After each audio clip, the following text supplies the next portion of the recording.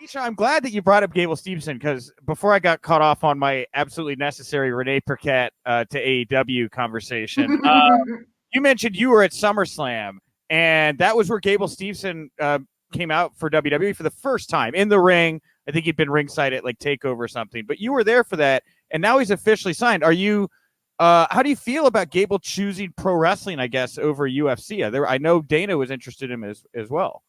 I think it's what I expected him to do, because the way that I look at it is he's been doing combat sports for the majority of his life, and I think he needs to just have some fun, get out of his element a little bit, and it's a great opportunity to raise his brand, make a lot of money, and have that elevated brand if and when he does come to the UFC, which I believe that he will, because I had him on my prior show Wednesday, MMA Today, still every Wednesday if you want to listen to my host. It's all solo, flying solo now without me. Oh no, sorry. But I know you stole me, Renee, but I'm okay with it. I'm totally okay with it.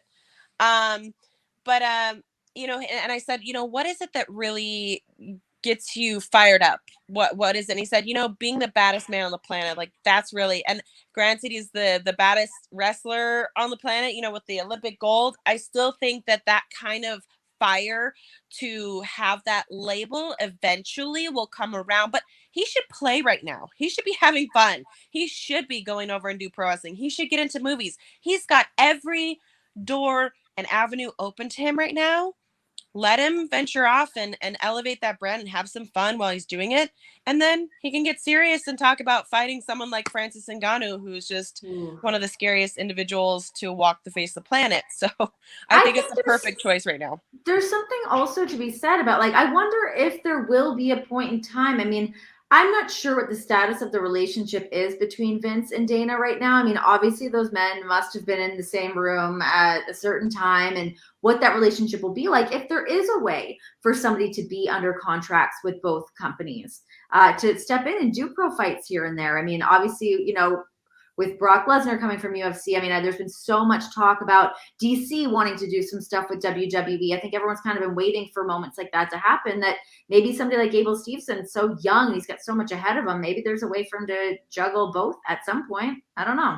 Is that crazy? Well, no, I don't want to draw too close a comparison here, but Brock Lesnar, I mean, he took that path. I mean, he came right out of school, did WWE first, and then later on, after he kind of found himself and drew a sword on his chest, decided he wanted to go murder people inside of the cage. And I think I hadn't really heard it framed like that, Miesha, but I think you're right on the money. I think that this is a great chance for him to have some fun, develop himself, and if he's more famous, Dana absolutely have more money. Yeah, 100%. Up that value. Renee, last thing here. CM Punk has obviously officially made it to AEW. You worked with Punk on WWE backstage. Are you surprised that he decided to commit to AEW, or did you think there was a chance that maybe he would wind up in the WWE fold? Well, I think the thing with WWE that everyone says is never say never. So if Punk were to have ended up back in WWE, I don't think I would have been so floored by it. Because I think no matter what, everyone was just kind of waiting. Like, when's he going to put the boots back on? When are we going to get CM Punk back in the ring? And honestly, as more time was passing, I was like, shit, are we just never going to see this? Is it never going to happen? So I think, for him to be able to sit back, and I know he took the time over the pandemic and kind of watching these crowdless shows and what all was going on with AEW, to now fans are back in. He came back at obviously the perfect time in Chicago, throughout, just from past pay-per-view to showing up on Rampage.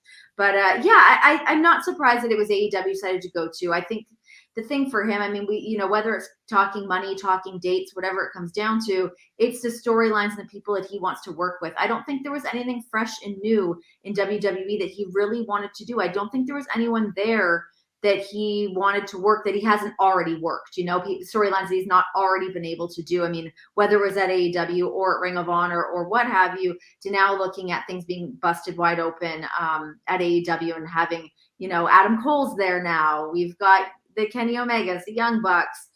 For him to be able to tag with Bryan Danielson, that was one thing that he mentioned to me on my podcast. So I think it's just those other opportunities and different avenues that he can kind of take his career now. I think that's what really spoke to him more so than somebody driving a truck of cash up to his house, which hopefully he got that too. I think he got that too.